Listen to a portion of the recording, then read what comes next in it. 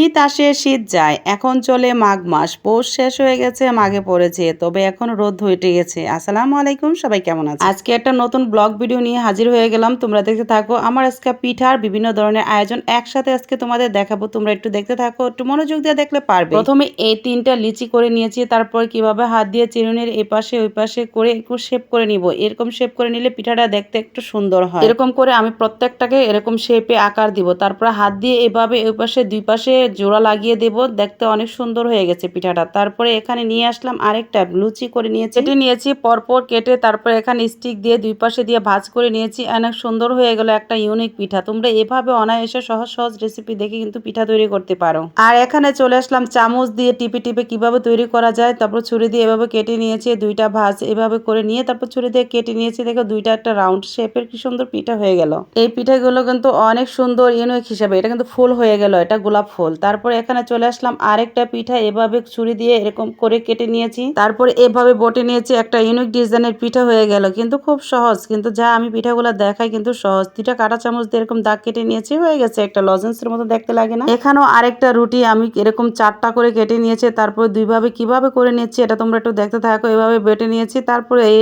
একসাথে করে সুন্দর স্টিক দিয়ে চাপ দিয়েছি, সুন্দর একটা পিঠা হয়ে গেল। এই পিঠার সহজ রেসিপিগুলো তোমরা দেখলেও বাসায় ট্রাই করলেও পারবা। চিরুনি দিয়ে দেখো আমি এরকম লম্বা একটা লিচি করে নিয়েছি, তারপর এখানে চিরুনি দিয়ে দিয়ে এখন শেপ করে নিয়েছি। তারপরে এক পাশে ধরে আরেক পাশে বটে নিয়েছি, তারপরে এখানে বসিয়ে এখানে দুই পাশ দিয়ে কেটে নিচ্ছি। দেখো কি সুন্দর একটা পিঠা, নকশি পিঠা তৈরি হয়ে গেল। এখানে রুটিটাকে আমি ভাঁজ করে নিয়েছি, তারপর এখানে কাঁটা চামচ দিয়ে এরকম একটু ডিজাইন করে নিয়েছি। এখন কলম দিয়ে একটু করে সুন্দর করে একটা শেপ দিয়ে ডিজাইন করে নিয়েছি, ছুরি দিয়ে কেটে নিয়েছি। এরকম হাত দিয়ে এরকম টিপি টিপি দিলে সুন্দর একটা পিঠার লুকে নিয়ে আসলাম। কেমন হয়েছে অবশ্যই কমেন্টে জানাবে। সুন্দর হয়েছে না? দেখতে অনেক ভালো লাগে কিন্তু। তারপর এখানে দেখো আরেকটা পিঠার ডিজাইন নিয়ে আসলাম, কিভাবে কাটতে হয় তোমরা একটু দেখতে থাকো। তবে এটা একটা স্লো মোশন দিয়ে দিয়েছি, সেই স্লো মোশনে তোমরা দেখলে ইচ্ছা করলে অনেকটা পারবে। এভাবে 4 কোণা করে কেটে নিয়েছি। কেটে নেওয়ার পরে তোমরা দেখো এইভাবে করার পরে দিয়ে দেখো এখন ডিজাইন করে নিচ্ছে। এখন এটা কি পিঠা বানাবো তোমরা একটু দেখতে থাকো। তারপর স্টিকের সাহায্যে এভাবে চেপে দিয়েছি, কিন্তু সুন্দর ডিজাইন হয়ে যাচ্ছে। তারপর হাত দিয়ে এভাবে বটে দিয়েছি, খুব সুন্দর একটা নকশি পিঠা হয়ে গেল। দেখো খেজুর দিয়ে দিয়েছি। তোমরা এরকম করে বাসায় ট্রাই করবা, দেখবা পারবা, অনেক সুন্দর লাগে তাই না? খেতেও কিন্তু অনেক সুস্বাদু। তারপর আরেকটা এরকম রুটি বেলে নিয়েছি, তারপর এভাবে স্টিক দিয়ে এরকম চেপে নিয়েছি, দুই পাশে এরকম স্টিক দিয়ে এরকম চেপে নিয়েছি যেন একটা সুন্দর শেপে আসে। তারপর এরকম করার পরে